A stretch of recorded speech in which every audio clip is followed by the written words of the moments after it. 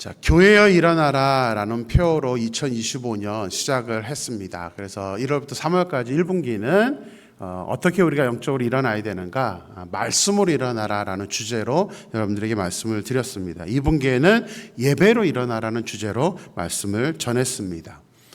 근데 이제 여름에는 이제 구역 예배도 방학을 하게 되고, 또 아무래도 뭐 한국 방문을 하거나 뭐 캠핑을 가시는 분이거나 뭐 이런 분들이 많다고 그래서 제가 올해 목회 계획을 세울 때 7, 8월은 주제를 정하지 않았습니다. 대신 그냥 이렇게 교회로 일어나라 라는 주제로 정했는데, 어떤 말씀을 전할까 이제 고민을 하다가 7월 초인 오늘 이제 선교사 파송 예배가 있다 보니까 하나님이 저에게 요나서 말씀, 이 선교의 주제와 너무 잘 맞는 그 성경 본문이 요나서여서 이 7, 8월 두 달 동안에는 요나 시리즈로 여러분들에게 말씀을 전해야겠다라고 생각을 했습니다.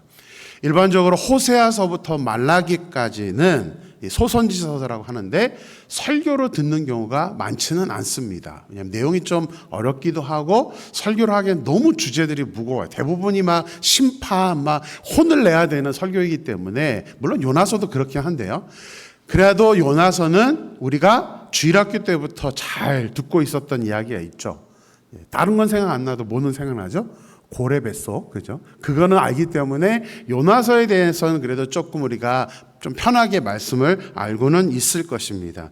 모르겠습니다. 여러분들이 요나서 전체를 가지고 이렇게 자세하게 설교를 들었던 적이 있는지는 잘 모르겠습니다. 있으신가요? 기억이 안 나시나요? 뭐 있었어도 상관없습니다. 왜냐하면 여러분들 까먹는 은사가 하도 탁월하시기 때문에, 또 하나님이 목회자에게 각자에게 주시는 어떤 말씀에 대한 이 해석이 다르기 때문에 하나님 이제 저에게 주신 어떤 시선, 그것을 가지고 여러분들과 함께 말씀을 나눠도 괜찮지 않을까? 괜찮겠죠? 중단하라 그러면 다음 주부터 설교 바꾸고 가겠습니다. 그래서 요나서 말씀을 통해서 우리가 함께 이렇게 은혜 받을 수 있었으면 좋겠습니다. 제가 오늘은 먼저 요나라는 단어로 이행시로 한번 시작을 해보겠습니다. 이행시 아시죠? 여러분들 운을 띄워주시면 제가 이제 읊어보겠습니다. 요나라는 두 단어래요. 자, 주세요. 요나는 나다. 요나는 나다. 한글만 할 수 있는 이행시입니다. 다른 언어로는 못하는데요. 근데 저는 되게 좋습니다. 왜냐하면 요나서의 주제가 무엇이냐라고 얘기하면 바로 요나다예요. 요나의 모습, 우리의 모습, 나의 모습이 무엇인가를 이 요나서를 통해서 우리가 잘 파악을 할 수 있기 때문에 요나서는 굉장히 많은 생각을 하게 하고 도전을 주는 말씀이어서 우리 방학 기간이지만 두 달 동안 우리 요나 시리즈를 통해서 우리의 모습, 나의 모습이 무엇인가를 우리가 깨달을 수 있었으면 좋겠습니다.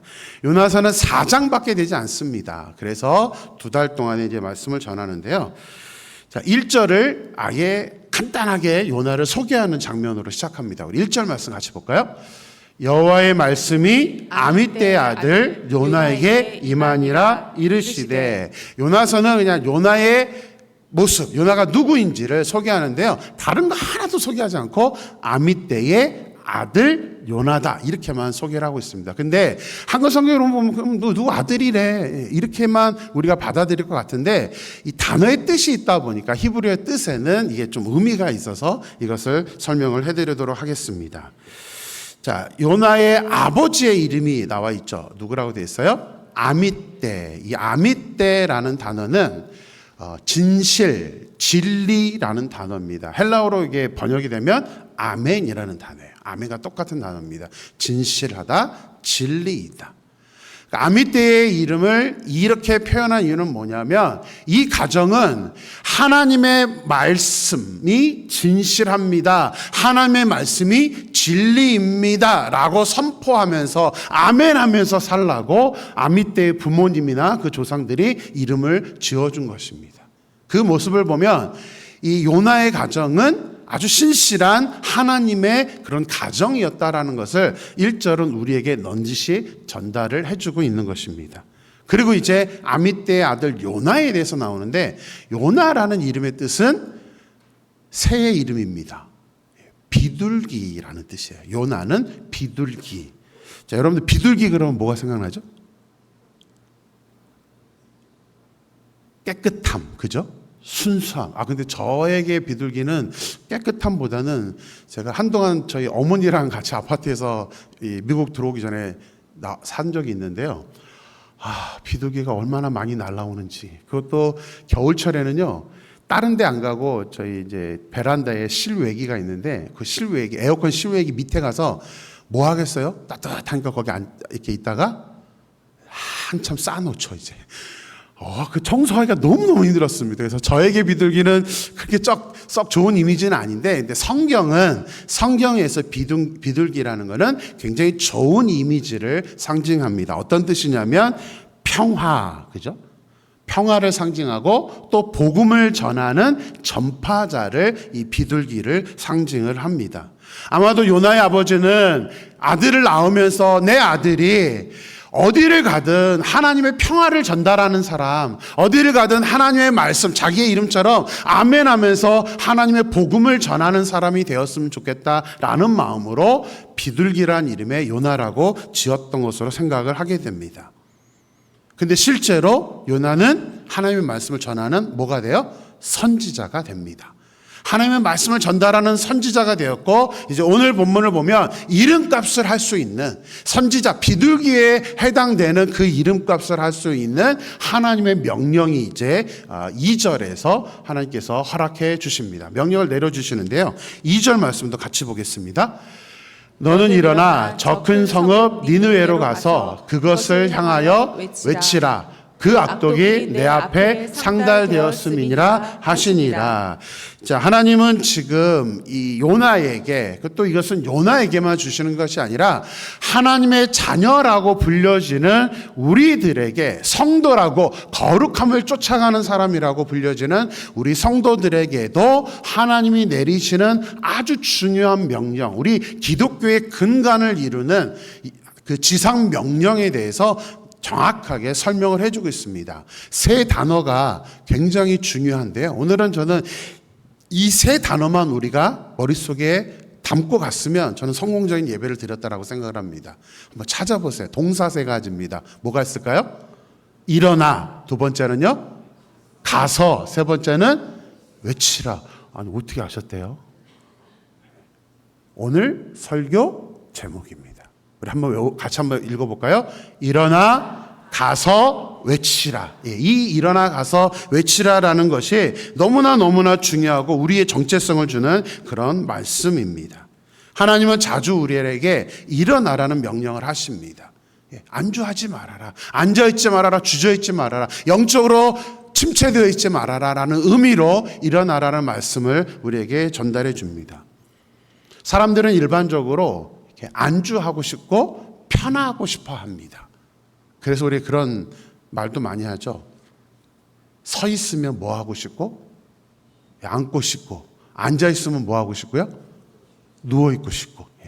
너무 우리의 인간의 속성을 잘 대변하는 그런 이야기라고 생각합니다. 근데 이거는 신앙도 똑같은 것 같아요. 아무런 누가 말하지 않으면 우리 신앙인들도 이왕이면 뭐 성경 읽고 뭐 기도하고 큐티에라 제가 막 잔소리해도 안 하고 싶고, 예배도 뭐 다른 예배 안 드리고 그냥 주일 예배 한 번만 드리면 안 되나요? 그렇게 예배도 많이 안 드리고 싶고, 아무 말도 안 하면 우리는 어떻게 하든 편해지고 싶어하는 성향을 가지고 있습니다. 굳이 봉사도 안 하고 싶죠. 너무 힘들게 주방 가서 일하고 이 더운 여름에, 이번에 또 우리 선교팀들 준비해 주느라고 친교부 뭐 여러 사람들이 막 음식 만들어주고 땀 뻘뻘 흘려가면서 안 하고 싶습니다. 누구라도 내가 왜 굳이 해야 되느냐라는 생각을 하는 게 보편적인 모습입니다. 제가 신학교 때 이제 매일 채플이 있었는데, 이제 교회 목회를 하시는 목사님들이 오시면 이구동성으로 저희한테 농담식으로 앞으로 목회를 할 때 이거를 하나 기억해달라 하면서 저희에게 조언해 주셨던 이야기가 있습니다. 좀 불편한 말이긴 하지만 이제 여러분들이 이해하시고 내용이 뭔지를 아시면 좀 이해를 하시기 때문에 한번 말씀을 드리겠습니다. 목사님들이 이런 말을 자주 하세요. 부거와 성도님들은 3일마다 한 번씩 패야 된다. 나쁜 의도 아닙니다. 농담이에요, 농담. 어떤 농담이냐면, 왜 3일마다 패라? 때리라는 의미가 아니라 느슨해지지 않도록 뭐 하라는 거예요? 조금 채찍질 하라는 겁니다. 이제 뭐 성경 공부도 시키고 열심히 좀 참석할 수 있도록 프로그램을 돌려라라는 그런 말씀이었습니다. 근데 실제로 오신 목사님들 중에 그렇게 교회에 여러 가지 일들을 막 이렇게 만들어내시는 분들을 보면 그 교회가 또 부흥을 하더라고요. 아무것도 안 하면 편할 것 같죠.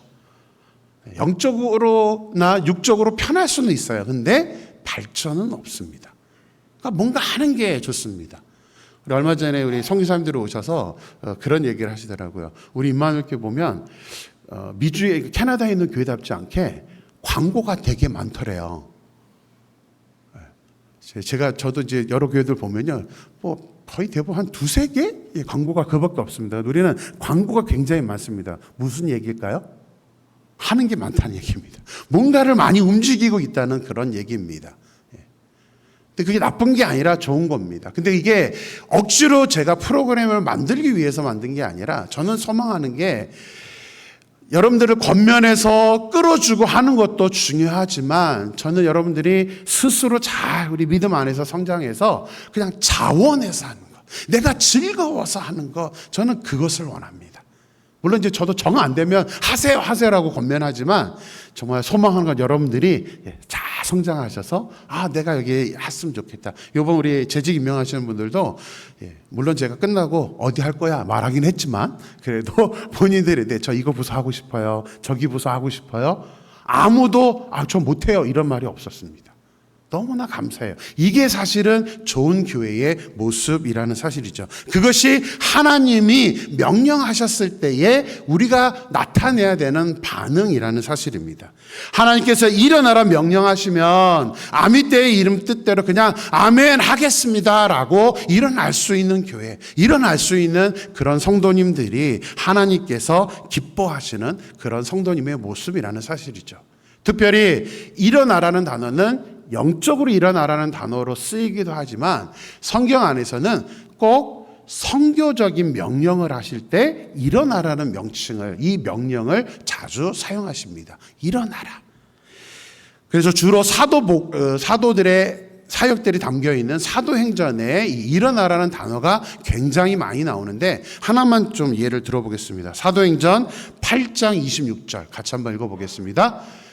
주의 사자가 빌립에게 말하여 이르되 일어나서 남쪽으로 향하여 예루살렘에서 가사로 내려가는 길까지 가라 하니 그 길은 광야라. 자, 하나님은 이제 주의 사자를 통해서 빌립에게 남쪽으로 일어나서 남쪽으로 가라고 명령을 하셨습니다. 근데 빌립은 안 돼요, 저는 못해요가 아니라 바로 일어나서 순종을 해서 나가자마자 당시 에디오피아, 이제 사도행전 8장 뒷부분을 보면 에디오피아의 네시를 만나게 돼서 그에게 복음을 전함으로 말미암아 아프리카 에디오피아의 선교의 길이 열리게 됩니다. 또 빌립은 그 네시만 만난 게 아니라 남쪽으로 하나님 가라는 명령에 순종했기 때문에 이 아소도를 지나서 가이사라라는 지역까지 가서 그 지역에도 선교의 길을, 그래서 복음을 열어놓는 그런 일들을 감당하는 것을 보게 됩니다. 이 빌립만이 아니라 사도 바울, 또 베드로, 또 여러 사도들에게 하나님이 항상 선교적인 명령을 내릴 때는 일어나라라고 명령을 하셨습니다. 또 재미있는 것은 이 일어나라는 단어는 단독으로만 쓰이지 않습니다. 꼭 한 단어가 추가해서 들어옵니다. 우리 아까 외웠던 일어나, 그 다음에 뭐죠? 가라. 일어나 가서. 이 가서라는 단어가 항상 복합적으로 나오는 것을 보게 됩니다. 현대교회 그리고 현대 신앙인들의 우리 어떤 잘못된 타성 중에 하나가 있습니다. 일어나 가서 복음을 외치라는 이 하나님의 명령, 예수님의 지상 명령이 있었음에도 불구하고 우리는 사실은 일어나 가서 복음을 전하는 것에 대한 두려움이 많습니다. 또 안 하고 싶어져요. 어렵습니다. 누군가를 전도한다는 것이 쉽지 않은 일이기 때문에 우리는 그럴 때가 많습니다. 제가 처음에 이제 젊었을 때 목회할 때에 하나님께 맨날 너무 처음에 교회가 어려웠어가지고 기도를 하는데 어느 순간 제가 하나님께 좀 콱 맞은 적이 있습니다. 아무래도 교회가 적다 보니까 저와 아내가 기도할 때 어떻게 기도했냐면 하나님 좋은 일꾼 좀 보내주세요. 좀 우리 교회에 와서 헌신할 수 있는 사람 좀 보내주세요라고 기도를 했는데 어느 날 둘이 동시에 새벽 예배 끝나고 여보 우리 기도가 뭔가 잘못됐다는 생각이 드네요라고 둘이 얘기가 저절로 하게 되었습니다. 뭐가 잘못됐을까요? 우리 교회에 일꾼을 보내주세요라는 말의 기도에는 뭐가 어떤 게 내포되어 있는 거죠? 이미 다른 교회 다니는 사람, 오래 다른 교회 다녀서 이미 여러 봉사를 하고 있는 사람을 보내달라는 저의 마음이었던 거예요. 아직 하나님을 모르는 사람을 하나님 보내주세요가 아니라 하나님 일꾼 보내주세요. 다시 말하면 수평 이동을 해달라는 거죠. 많은 우리 현대의 기독교인들이 일어나 가서 전하라는 말보다는 우리 역시 기다리는 게 뭐냐면 믿음 좋은 사람, 다른 교회에서 뭔가 열심히 하는 사람이 우리 교회에 왔으면 좋겠다라는 소망을 갖습니다. 우리가 나가는 게 아니라 우리는 그래서 앉아서 기다리죠. 와달라고, 제발 와달라고. 그래서 아내랑 기도 제목을 바꿔버렸습니다. 하나님, 이제는 이렇게 기도 안 하겠습니다.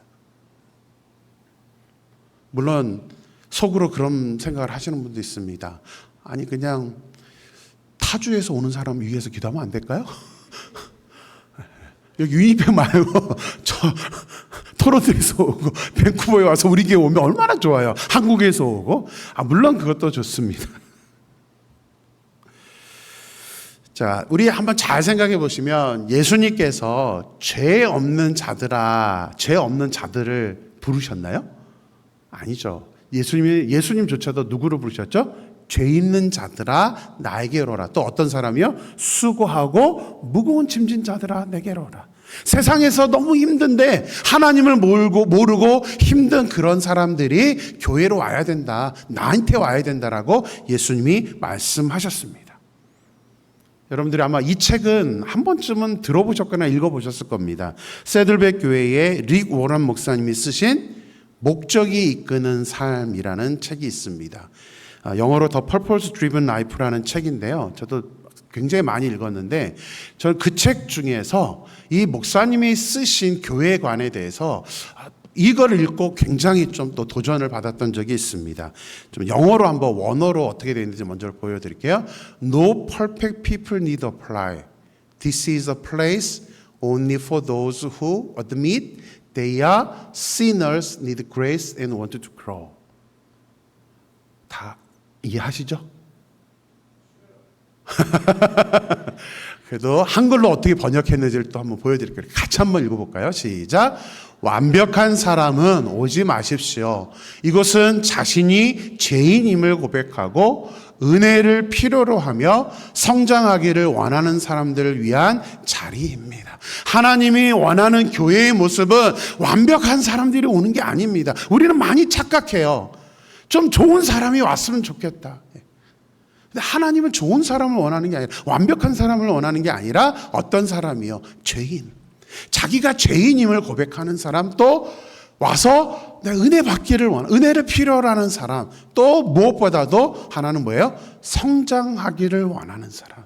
나 그냥 교회 다니는 게 아니라 난 하나님 믿음 안에서 구원의 두 번째 단계인 성화의 단계로 제가 성장하기를 원합니다. 우리 교회 와서 성장하기를 원합니다 라는 사람들이 와야 한다라고 말씀을 하고 있습니다. 그래서 우리의 생각이 좀 바뀌어야 됩니다. 우리도 좋은 사람 오기를 기다리는 사람이 되어서는 안 됩니다. 우리가 나가서 전해야죠.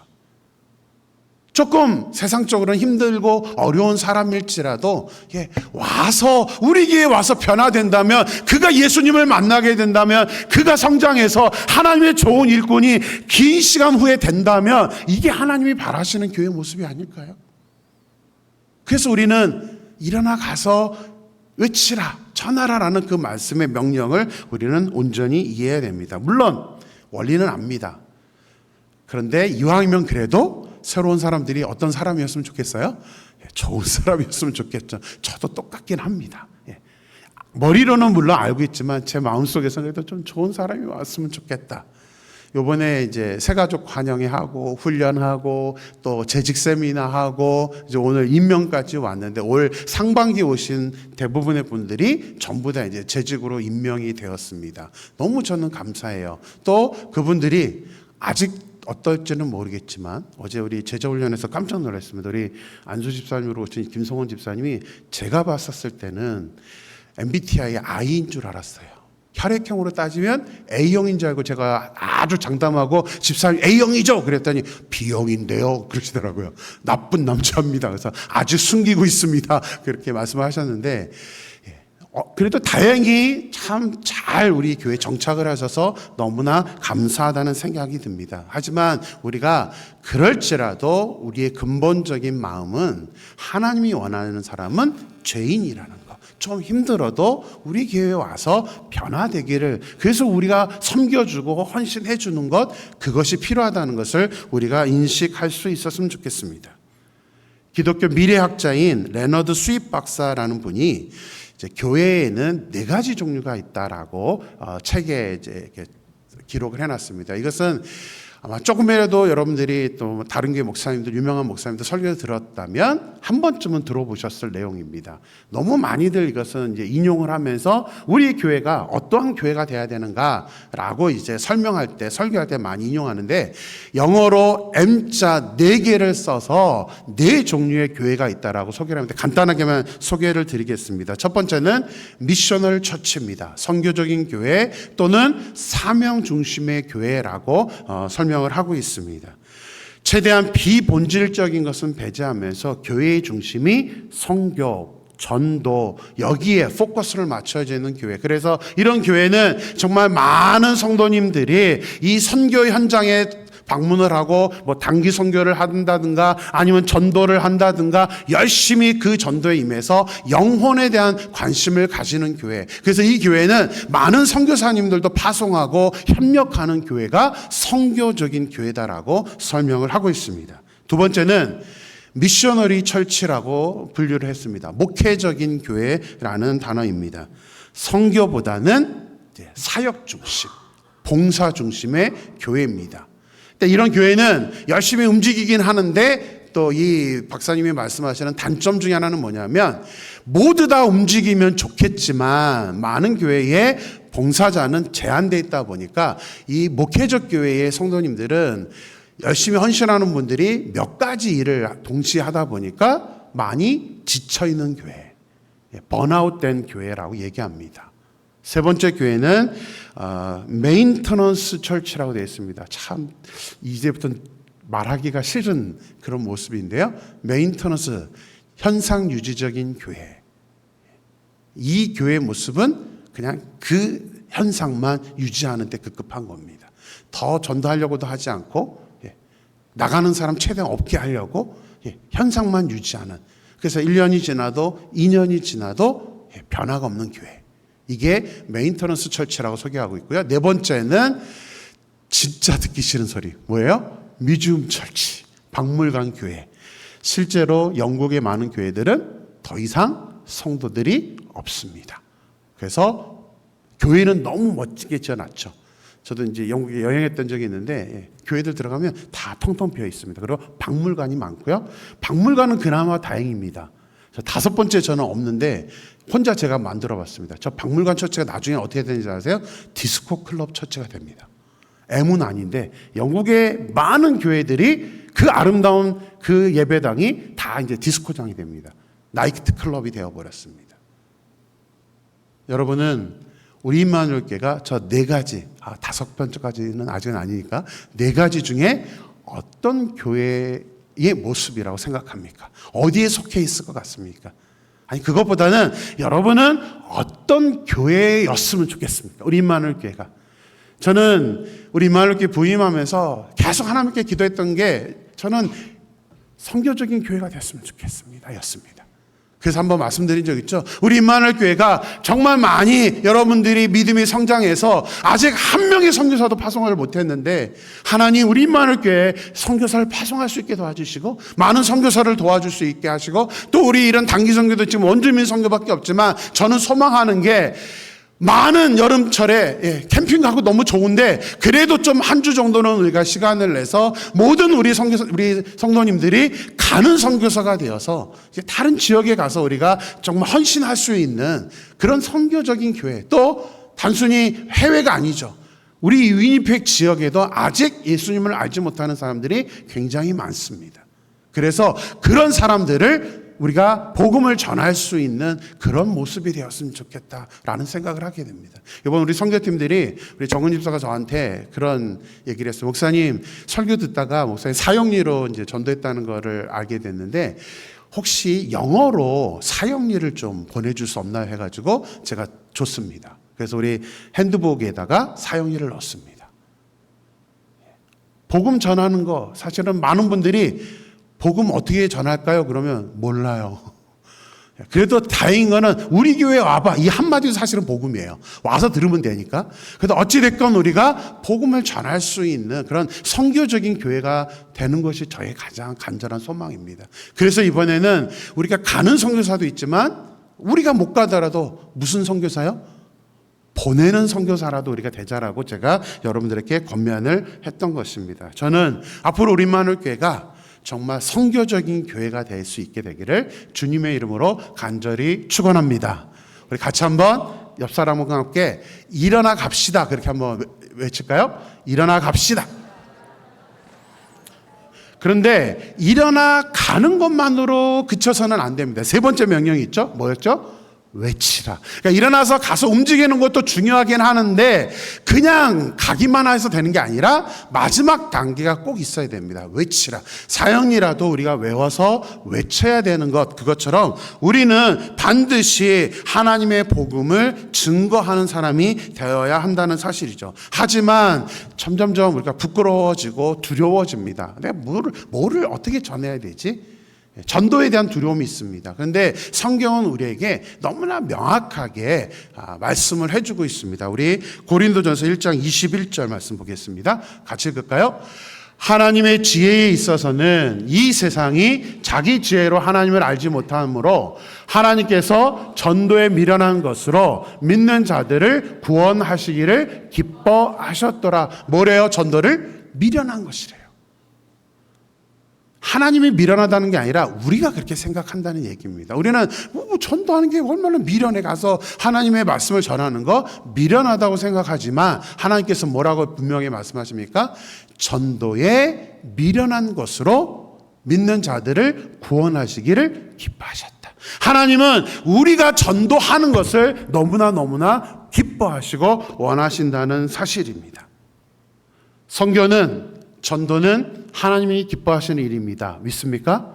예, 그러면 가야 되는 거예요.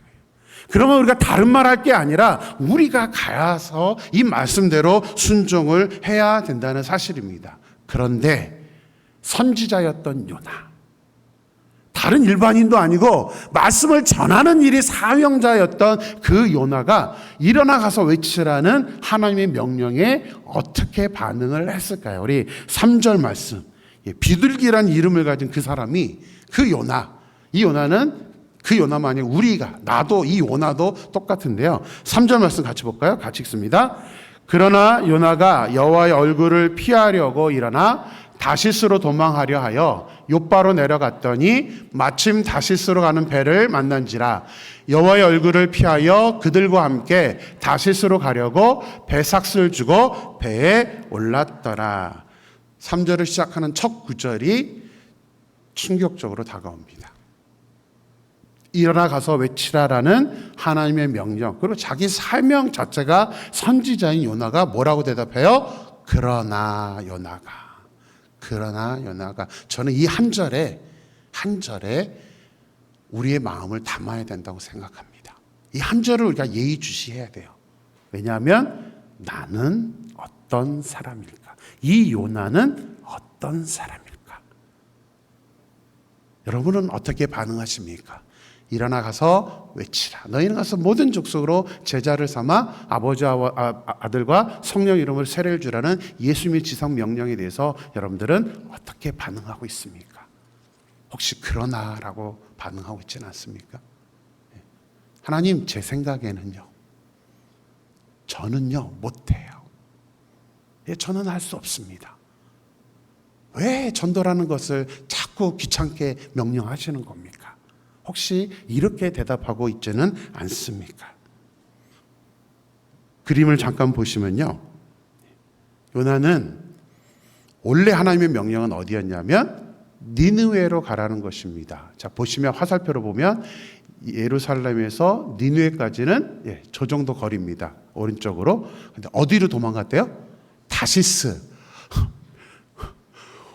참 이 요나는 불순종을 해도 좀 차원이 다른, 급이 다른 불순종자였죠.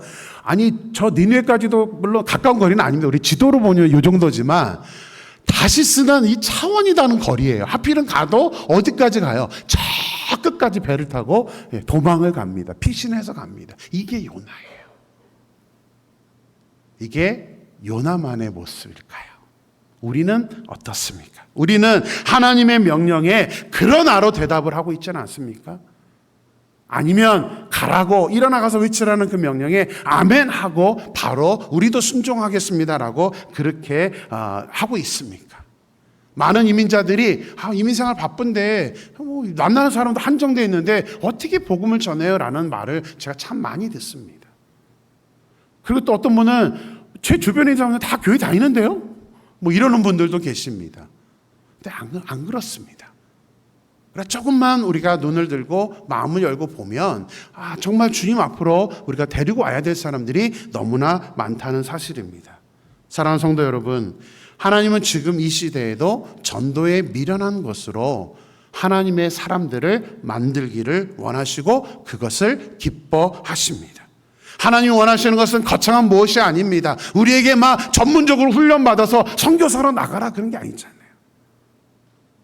우리가 그냥 명령하시면 일어나서 우리 교회에서 무엇인가 한다 그러면 같이 동참해주고 순종하는 것, 그것을 하나님께서 기뻐하신다는 사실이죠.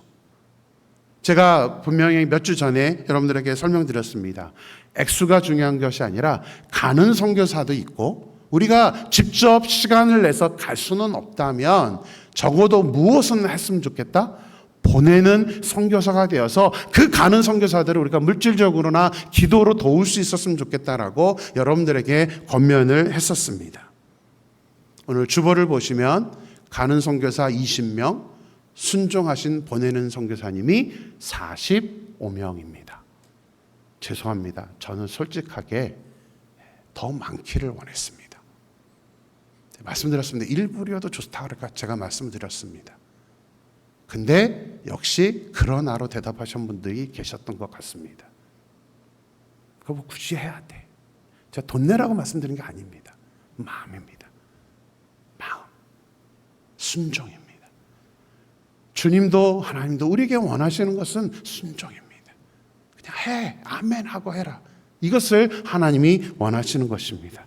제가 45명의 명단을 이렇게 읽으면서 속으로는 욕심 같아서는 그 45명 분들에게 성경에 있는 그 축복 30배, 60배, 100배. 그래서 제가 하나님 저 돈 좀 주세요 그랬어요. 헌금하신 액수 그대로 최소 30배 아니면 100배를 돌려드리고 싶은 마음이 제가 강력히 있었습니다. 저는 이게 하나님의 마음이라고 생각을 해요. 저에게만 주신 마음이 아닐 겁니다. 그런데 현실적으로 그렇게 할 수는 없기 때문에 저는 이 순종하신 45명의 우리 보내는 선교사님들을 위해서 고민을 했습니다. 어떻게 하면 될까? 그러다가 참 어쩔 수 없이 피해보는 사람은 아내인데 제 아내에게 명령이라 그러면 큰일 나죠. 이제 아주 신신당부하며 부탁을 했습니다. 정성껏 제가 사실은 우리 임마누엘교회 부임하면서 아내에게 그때부터도 좀 만들어 달라고 했던 게 있습니다. 이게 뭐냐면 이렇게 어떤 분은 우상을 만드는 거예요, 형상을 만드는 거예요라고 말하시는 분도 계시는데 여러분들이 의지하라고 주신 게 아니라 순종하는 우리 임마누엘교회 성도라는 것을 여러분들이 차에다가 이제 여러분들 앞에 백미러에다가 이 백미러에다가 이렇게 거시라고 하나 만드는데 한 시간이 넘게 걸립니다. 이 하나 만드는데 정성껏 아내가 3일 밤을 새면서 이거를 만들어 주었고요. 또 감사한 거는 아내 혼자가 아니라 우리 최성묘 집사님, 이하나 집사님, 또 우리 금요일날 저녁에는 우리 선교 예배 참석했다가 우리 우겸 집사님, 하은 집사님이 또 잔뜩 가져가서 저 우겸 집사님 깜짝 놀랐어요. 막 이게 뜨는데 속도가 제가 막 충격받았습니다. 그리고 달리 보이기 시작했어요. 저는 죽었다 깨도 못하는데 그거를 막 열심히 해주시고 최성민 집사님도 오셔서 어제 하루 종일 또 교회에서 이렇게 만들어 주셨습니다. 저는 그 모습이 너무 아름답습니다. 그렇게 해주는 거. 아내가 너무 감사한 거예요. 혼자 다 하려고 그러면 힘들었었는데 이것을 알고 또 이렇게 해주셨는데요.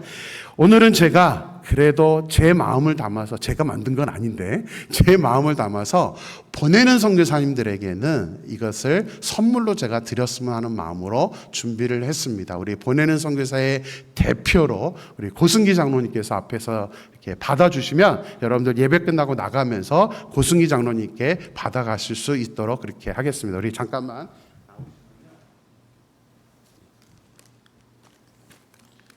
우리 보내는 선교사님들을 위해서 우리가 수고하셨다고 우리 박수하면서 드리겠습니다.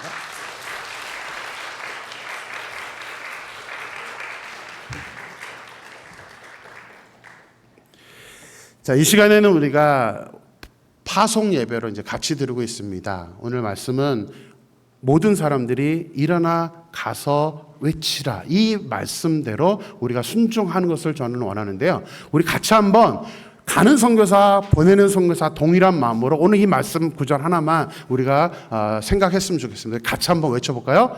일어나 가서 외치라. 오늘 이 시간에는 우리 가는 선교사님들을 우리가 한 마음으로 같이 축복하고 같이 기도해 줄 수 있는 그런 시간을 갖도록 하겠습니다. 우리 가는 선교사님 앞으로 올라와 주시기 바랍니다.